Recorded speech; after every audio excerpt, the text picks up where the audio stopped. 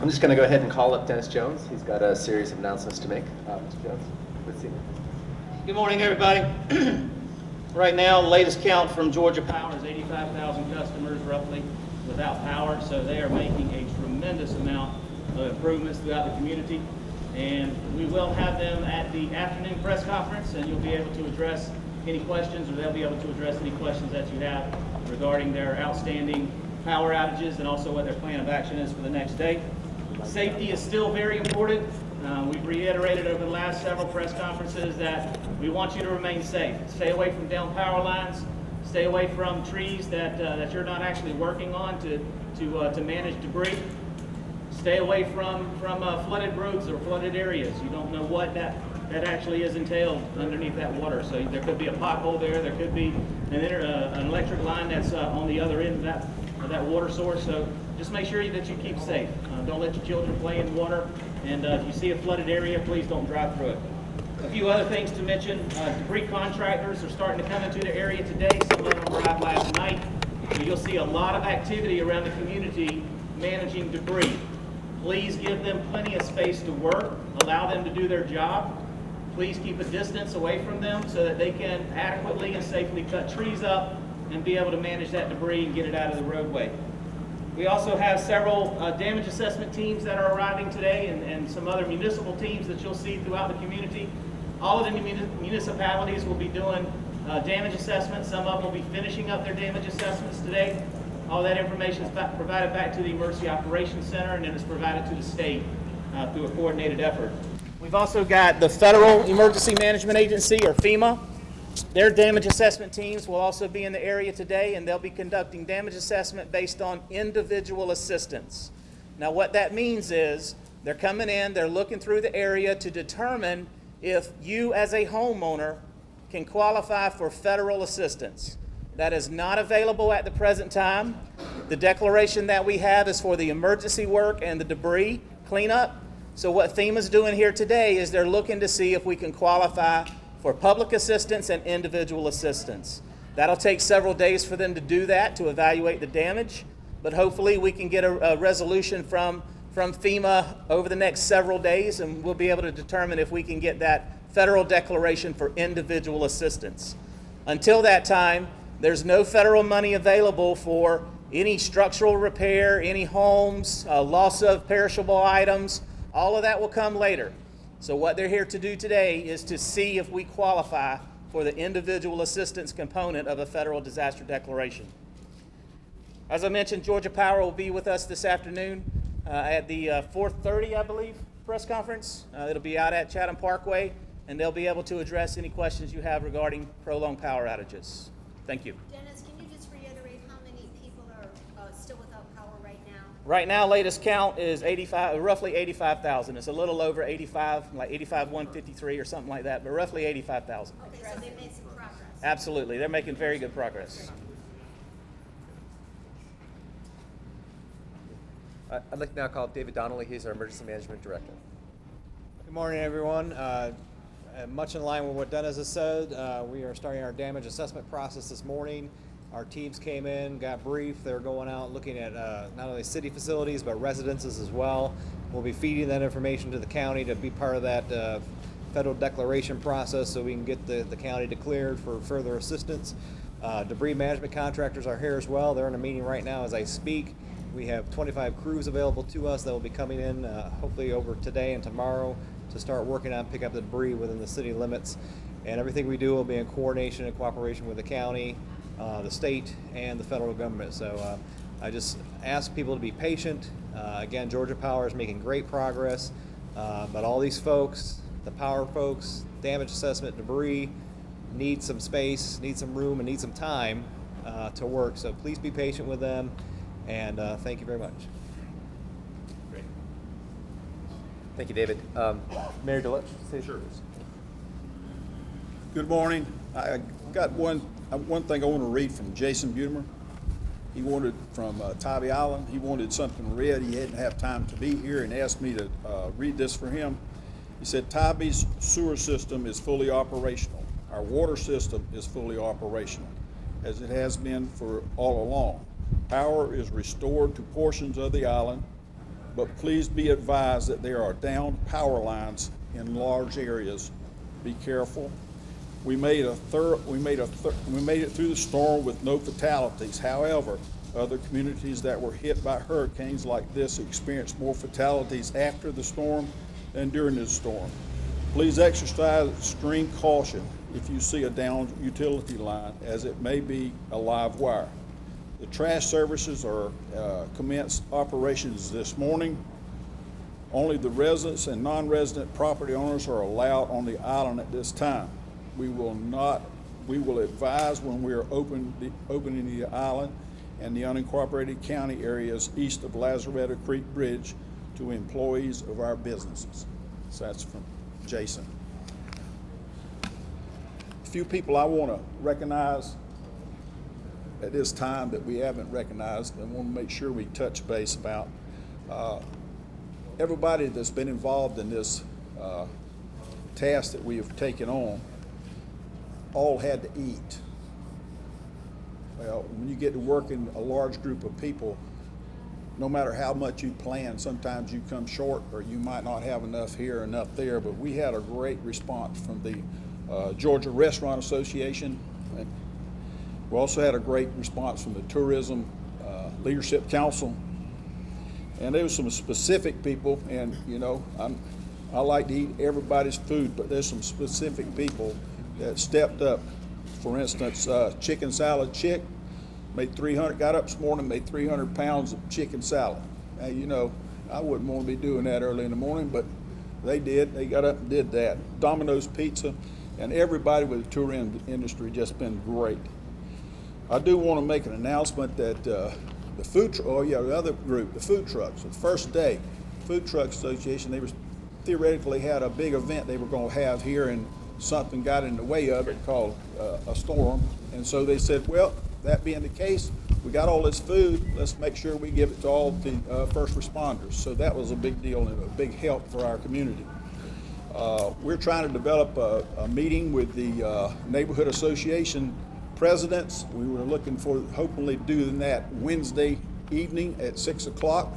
We're going to check and see who's here and who is not here, but if we can put these together, we're going to do that with all the councilmen and make sure that we get an opportunity to sit down and kind of assess where each one of those communities are, what situation they're in, to make sure that we start moving forward with cleanup, not only by the city, but also by the associations, so that their people can help and we can get things moving along. But I do want to thank everybody that's up here. I want to thank the police, National Guard, sheriff, and everybody that's participated. Be careful about people offering to do work for you. There's some crooks out there that will take your money. Be careful. Do not sign a contract with somebody that wants money up front. They will take your money. Be careful out there. And we'll get through this. I'm glad to be from Savannah. Thank you, Mayor. I'd like to call up County Manager Lee Smith. Apologize for my notes. Okay, first and foremost, you do what you got to do. First and foremost, we want to tell people and ask folks to have patience. As we said yesterday, as we are allowing people back in, you may not still be able to get to your home.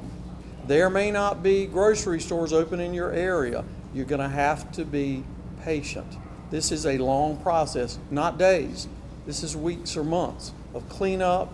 Now, Georgia Power, the infrastructure, the cities on water and sewer have done an unbelievable job.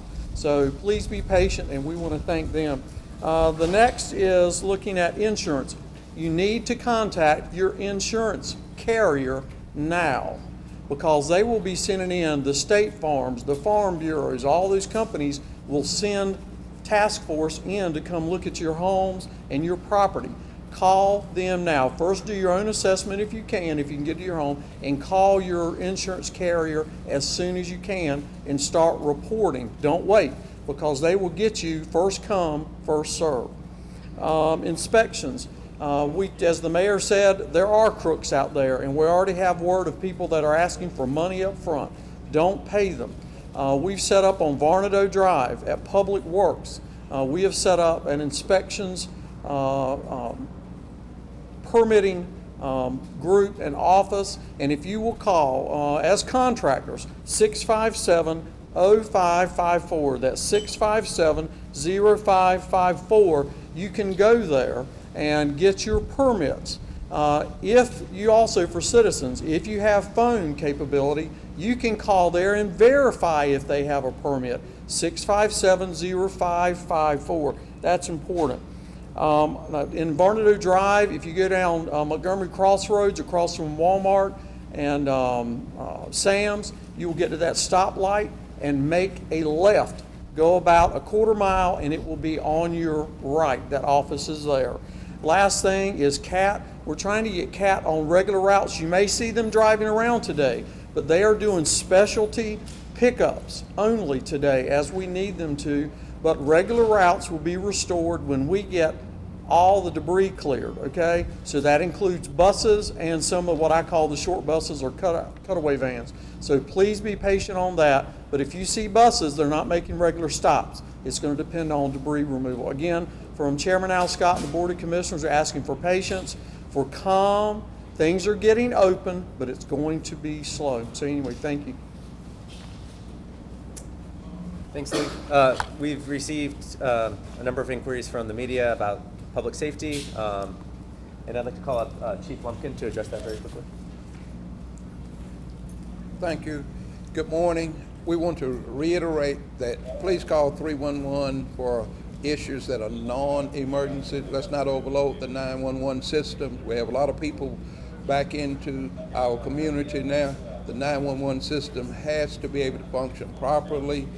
The civil issues of trees, problems of that nature, take pictures of them. We have a form up on our website that you can use to fill out, and don't call 911. We want to reserve 911 for those citizens that are reporting problems and challenges. We were able to catch a couple of burglars last night because citizens actually reported problems and we responded and made arrests. Our men and women of the Savannah CHATHAM Metropolitan Police Department, the State Patrol, the National Guard, the Sheriff's Office, we continue to work on shifts and work long hours, and we want to protect life and property here. The Board of Education has worked, officers have worked dutifully with us since the transportation and managing, and they continue to help us.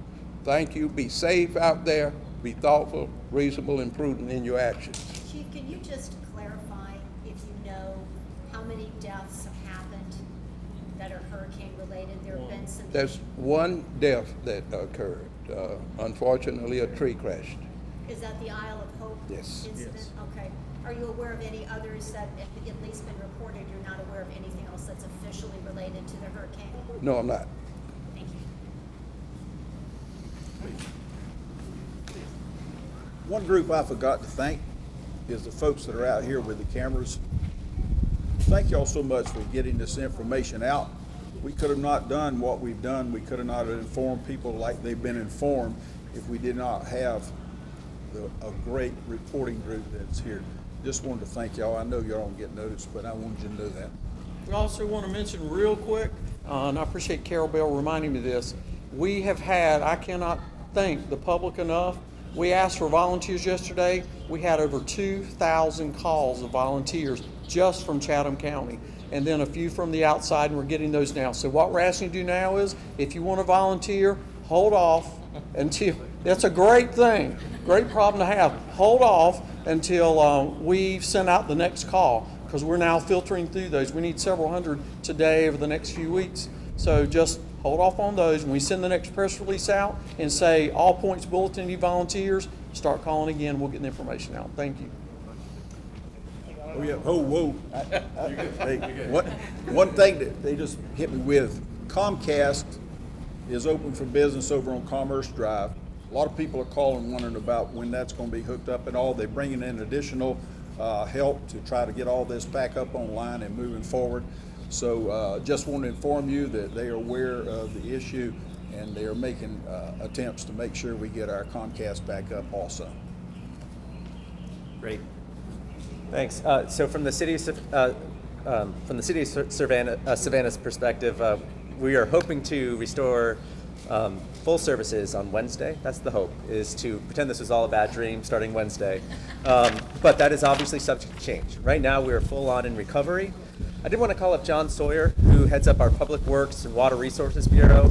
His crews will be leading most of those recovery efforts. They're clearing roads. They're making sure our water and sewer systems stay online. John, really quick, if you could give us an update.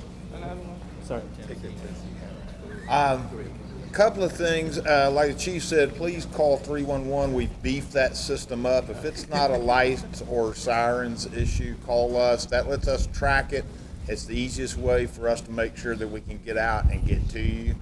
If it is busy, we have beefed it up, but there will be so many calls. You may just be patient and keep calling and stay on the line, and we will ultimately get to you. We've got some knowledge that folks have been calling in concerned about the drinking water system, the sewer systems. Both of those systems stayed up throughout the entire storm. We did have a few laterals that are leaking, so crews have been out fixing those. We have had a few sewer issues, but we have gotten those contained, so that's not a problem.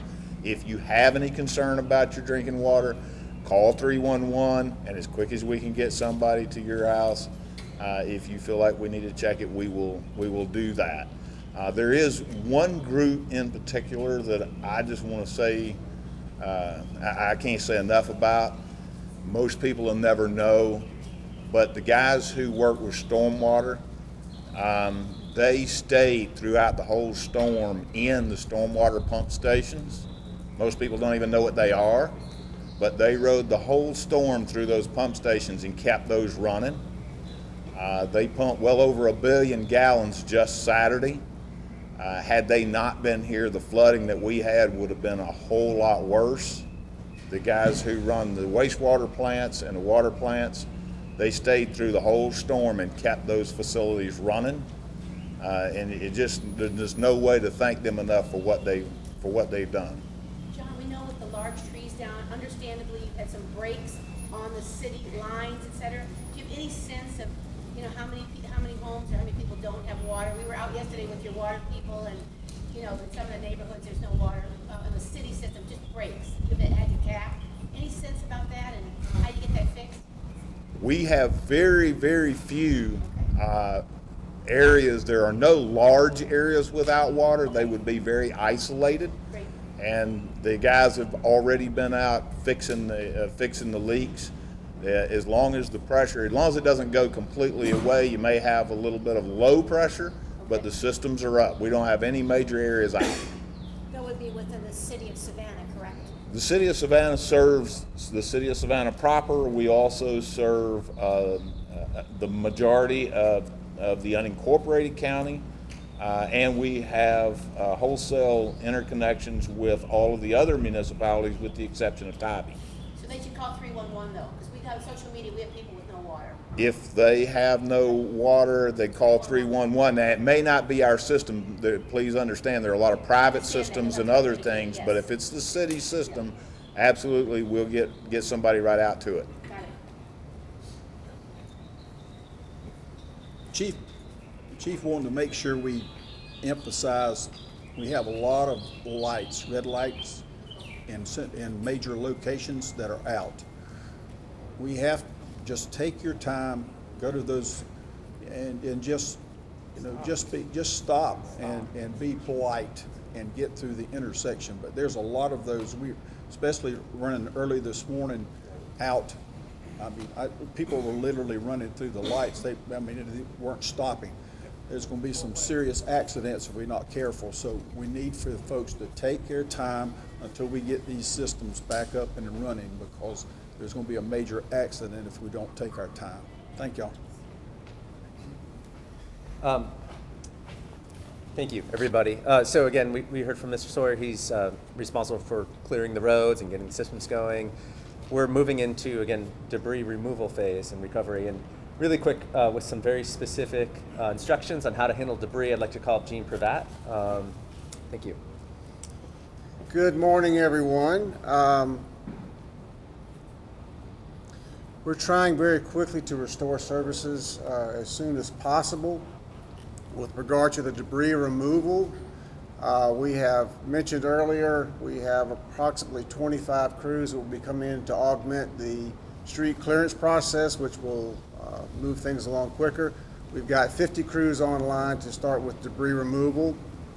Our intention is to resume regular garbage collection tomorrow. A lot of us lost refrigeration, and so our concern is rotting garbage and things like that. So we have suspended recycling until further notice. That gives everybody 2 carts. So, and we will be, today is a collection holiday. We will resume garbage collection tomorrow on a regular holiday schedule. So if you're on Monday, you'll get it Tuesday. If you're on Tuesday, you'll get it Wednesday. With regard to other materials, you need to separate into different types of materials. You need to separate your green vegetative type waste from any building materials you might have. If you've got appliances that have gone bad, those need to be separate. And we'll put forth further guidance on that. We put out some earlier just to get that word out. There was some question on cutting material to length. That is a recommendation and a request.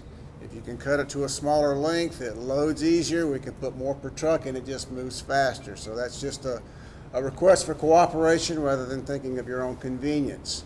I would ask everyone not to blow leaves and put debris into the street. That's going to clog our drainage systems and make it harder to pick up as well. So put it on the right of way, keep it on your yard. We will be there as quickly as possible. We will have our landfill open for city residents if they want to direct haul garbage. That facility would be available. We intend to put up our Bacon Park transfer facility, which is for yard waste and that sort of thing. It should be open tomorrow. Questions? What about the lanes, like put stuff in the lane and the street, or? We would request you to put at your regular point of collection if you can. If you can't, don't worry about it. We will get to it, get it to a right of way. We will go through the whole city several times. The streets and lanes? Right. Is that it?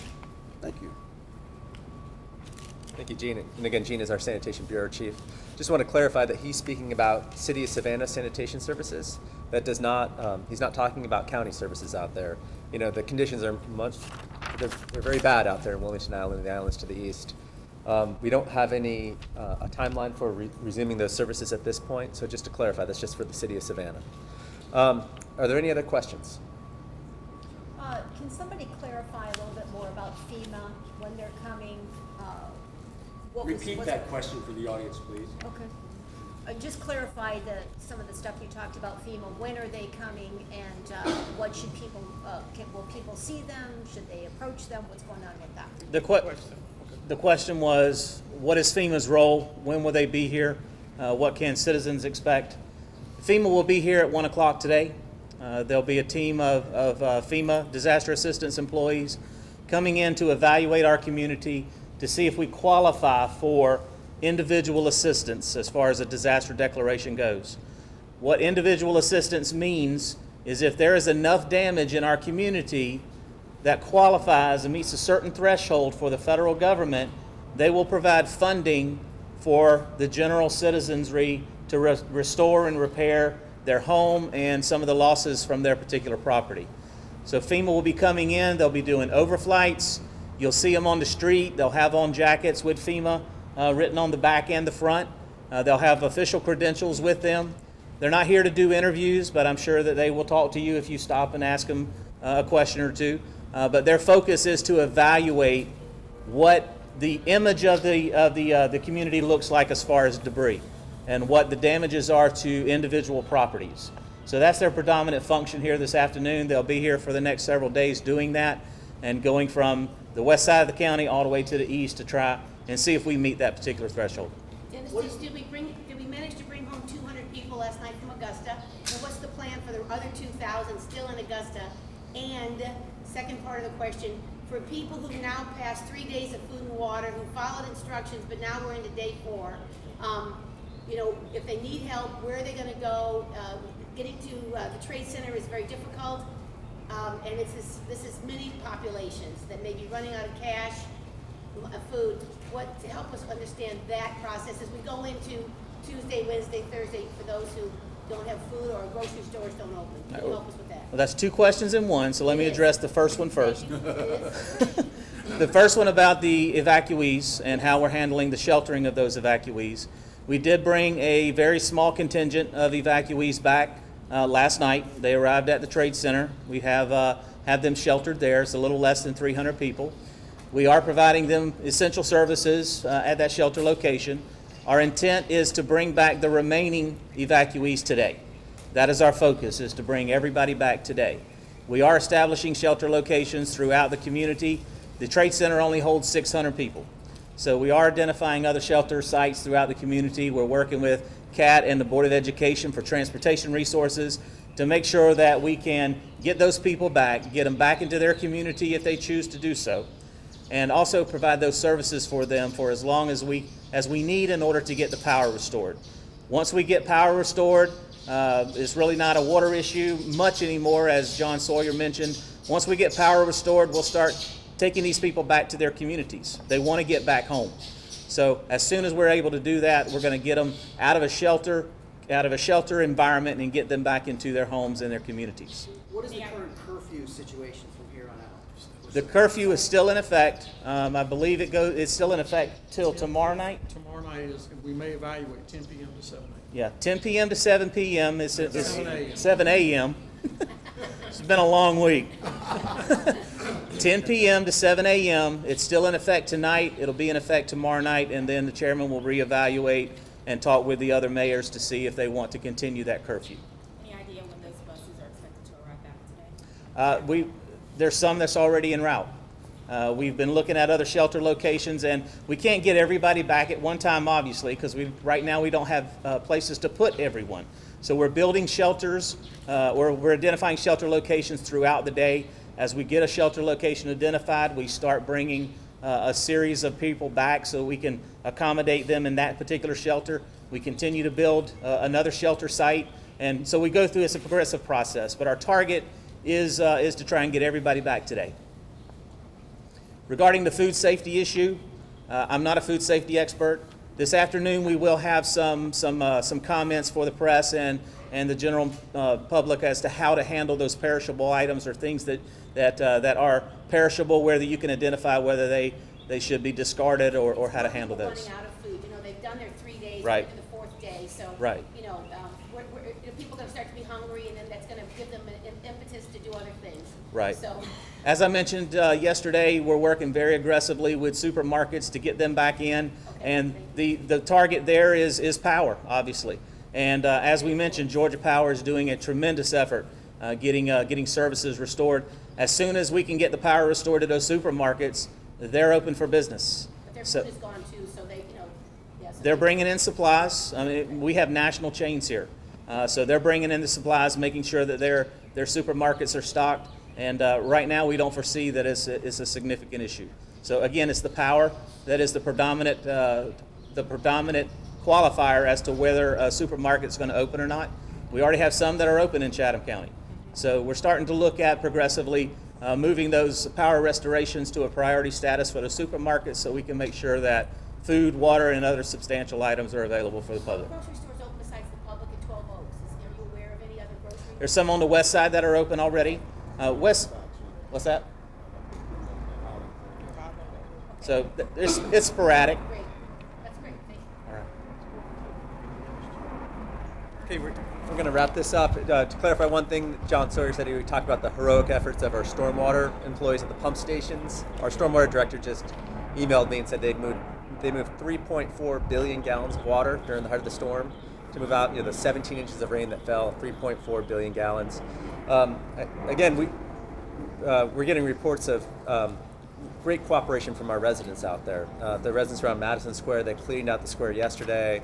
We got neighborhoods who are stacking stuff very neatly on the side, ready for our debris removal.